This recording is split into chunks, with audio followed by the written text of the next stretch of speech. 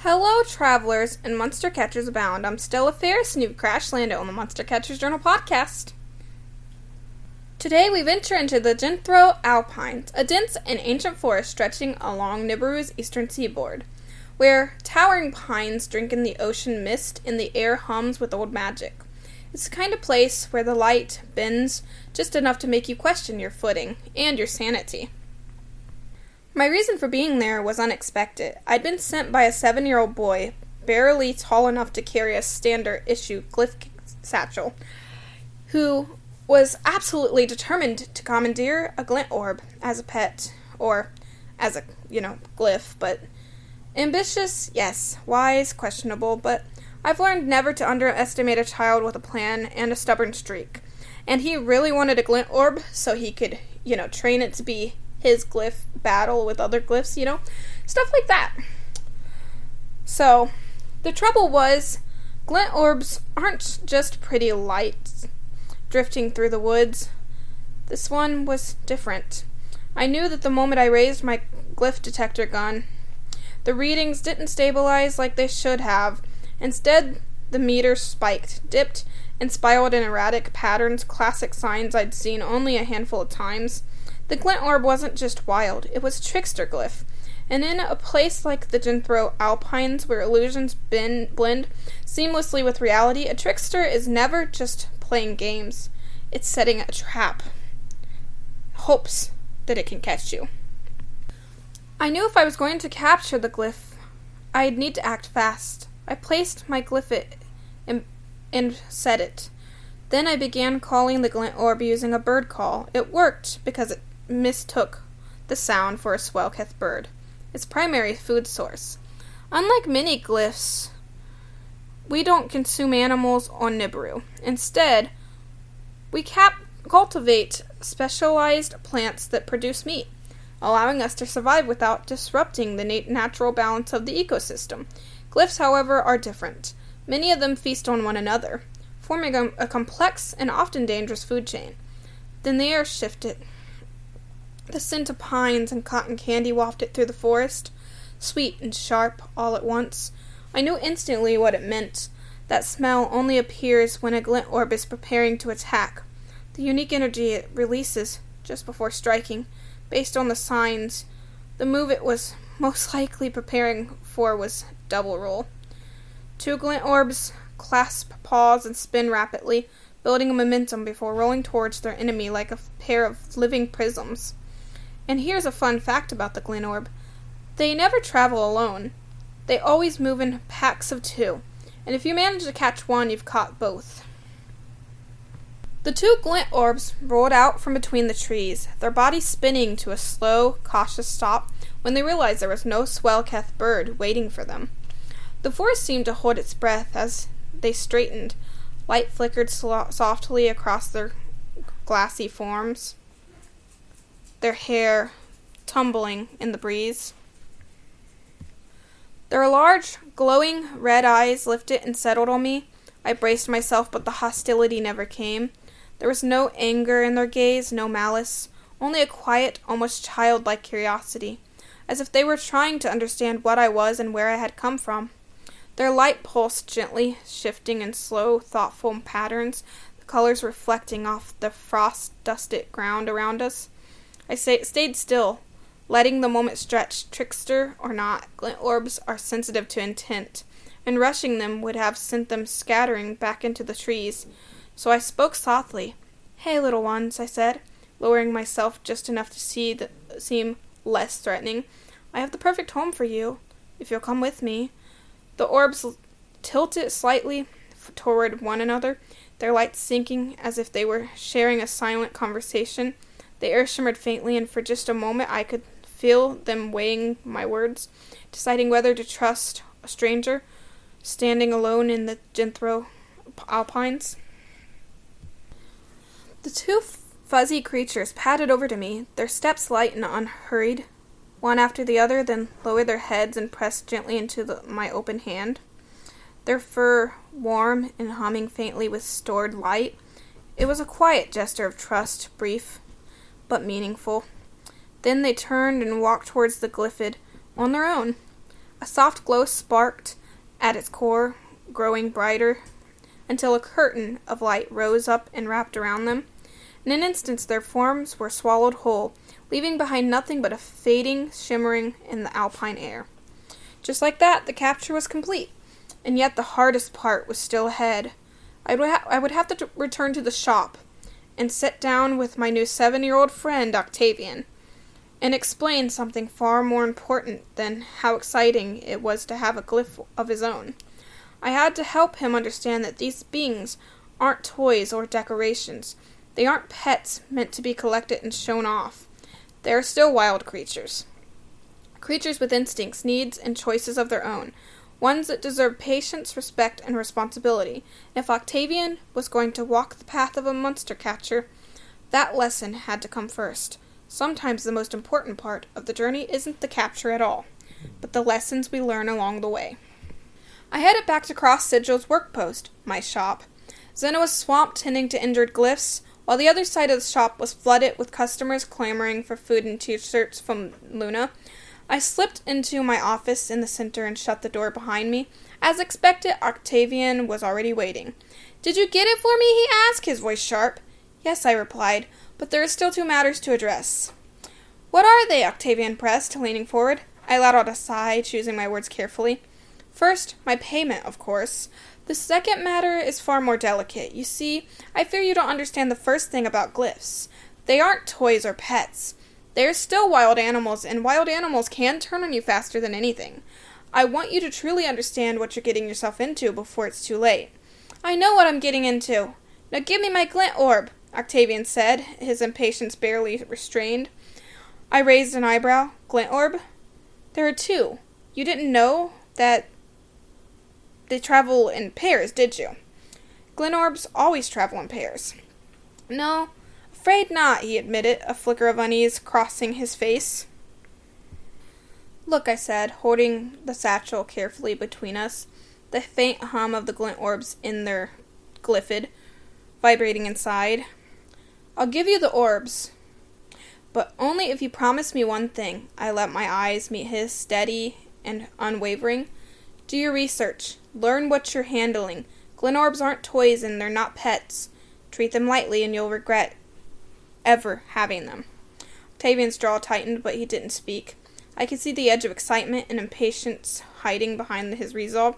"And one more thing," I continued. "This payment is no longer coin. No longer something you can hold in your hand. It's an all-electronic now. It's called Orn." I tapped the edge of the satchel for emphasis. The metallic clink of the containers inside, making the sound all more ominous. "Send the Orn to me electronically. Once that's done, the orbs are yours." I carefully opened the satchel and lifted out the twin Glint Orbs. Glyph. The Glint Orbs let themselves out of their Glyph. They floated there for a moment, suspended in their own strange light, glimmering and pulsing like living stars. Their glow reflected in Octavian's wide eyes. "They're beautiful," he whispered, almost in awe. "Yes," I said quietly. "And dangerous. Remember, they travel in pairs. Separate one from the other, and you won't like what comes next." I handed them to him slowly, deliberately, making sure he felt their weight, their subtle energy. One wrong move and they won't just run. They'll fight hard. Octavian accepted the orbs, his fingers brushing against the smooth, pulsating surface. He tried to mask his nerves, but I could see it in the slight tremor of his hands. I'll be careful," he said, though the uncertainty in his voice betrayed him. I leaned back, letting the tension hang in the air for a moment longer. "I hope so, for your sake. And remember," I added, my tone softening just slightly, "knowledge is your only shield here. You don't get a second chance with something like this." He nodded, swallowed hard, the orbs glowing faintly in his palms. "Understood." A few hours later, my 5,000 Orn had finally arrived. With the transaction complete, I decided it was a perfect time to take my 2 best buddies, Luna and Zena, out to dinner. We headed to a restaurant called Lunar Palace, one of those places that made you feel like you'd stepped into another world for a moment. You walked through the door, lanterns shaped like moons floated from the ceiling, casting soft silver light over the tables. The walls were adorned with shimmering, abstract murals of galaxies and comets. The menu was as wild as the decor. They served all sorts of unusual dishes, from edible flowers stuffed with exotic cheeses to glowing dumplings that steamed with neon-colored vapor. Luna and Zena, of course, went straight for the favorite, the tiger roll. I shook my head with a grin. You two and that raw fish obsession, I teased as they eagerly dug in. The chopsticks danced across the plate, perfectly coordinated, and they didn't even notice me rolling my eyes. I, on the other hand, wasn't much for raw seafood. Instead, I ordered my comfort food, caramel noodles. Soft golden noodles, caramelized in perfection, drizzled with warm chocolate sauce and a scattering of fiery hot peppers. The sweet and spicy combination was my guilty pleasure, and it never failed to make me grin when the first bite hit that perfect balance of heat and sweetness.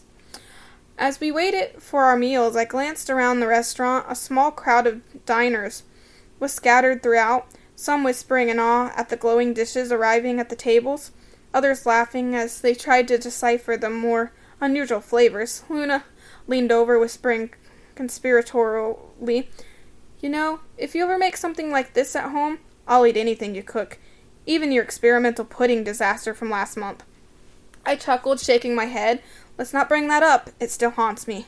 By the time the food arrived, the table had transformed into a little feast. The tiger rolls looked almost alive, their vibrant orange stripes gleaming under the moonlight lanterns, while my caramel noodles steamed and bubbled invitingly. A swirl of chocolate sauce coating the strands like molten lava, the aroma of sweetness, chocolate, and just enough spice mingled in the air, making it impossible not to dive in immediately.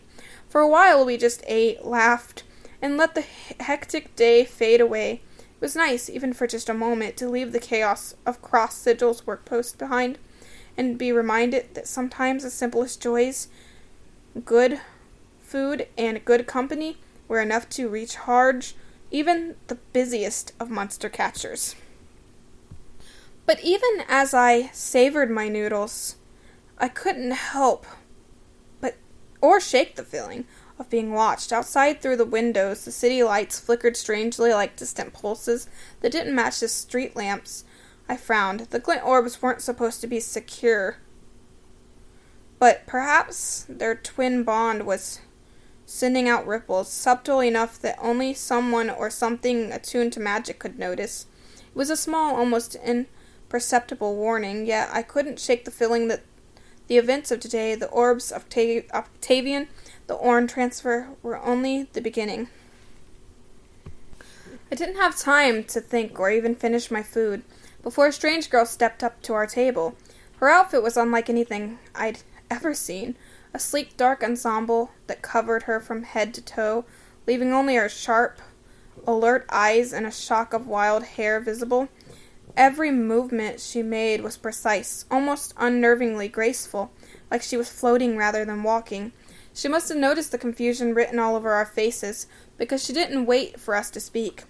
"I am Ninja Hiromi Sakoto," she said, her voice calm but carrying a strange intensity that made the hair on my arms stand up on end. "I'm here because I want to hire you to catch a boom boom."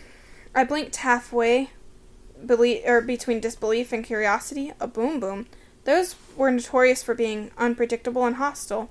My mind raced, trying to calculate the danger versus the reward.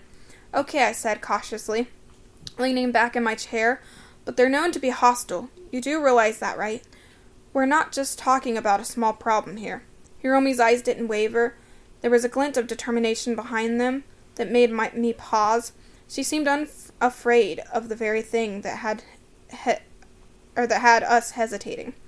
"Understood," she said. "I've dealt with hostile before. I need it captured, not harmed." I rubbed my chin, weighing the risk. Catching a boom boom wouldn't be easy, but it could be profitable. "All right," I said finally, straightening up. "Then I'd say the going price is 7,000 cash up front. No arguments." Hiromi nodded, pulling a small pouch from under her cloak. The sound of coins clinking was strange. Reassuring, a silent promise that she meant business. Consider it done, she said. But there is one small problem, Hiromi. I don't take regular money anymore. We only take orange, so you'll have to transfer. Hiromi's brows furrowed beneath her hood, and she leaned in closer, studying me like I'd just described some alien form of payment from another planet. Online currency, how exactly does that work? Do I send it through a portal, or is it a code of some kind? Shook my head, laughing nervously. Not quite a portal, but close enough. It's all digital encrypted. Basically, it's money, but only on the network we use to track these kinds of jobs. Boom Boom is a rare glyph. Things like that, they'll all use Orn as a standard. Her eyes gleamed with curiosity. Now I realized she wasn't annoyed, she was intrigued. So you're telling me, she said slowly, that the only thing keeping your operation running is this Orn? That's about the size of it, replied with a shrug, trying to act nonchalant. We could technically take other forms of payment, but it gets messy fast. Accounts don't sync, and some jobs won't even start without it. Orn's the universal currency for our kind of work. Hiromi remained silent for a moment, clearly thinking it over.